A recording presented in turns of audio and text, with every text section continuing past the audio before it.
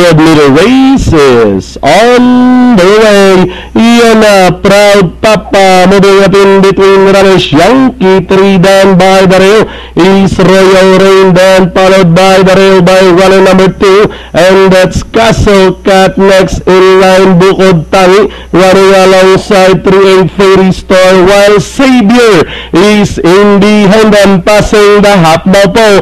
3 runners are fighting it out for the lead. We have Proud Papa, Yankee 3, sorry outside to take the lead. Then racing in third is Royal Rain, then followed by Castle Cat. Bukod Tangi comes next. Yonay Sari outside, Fairy Star and Savior still in behind them. Now we have Yankee 3 leading the field. Royal Rain, Castle Cat, Maria Pari outside, Proud Papa. Bukod Tangi is running by the rail, and down the stretch they come. Castle Cat takes the lead, moving up by the release. Bukod Tangi, Yankee 3. We have Castle Cat, Bukod Tangi, Yankee 3, sorry outside.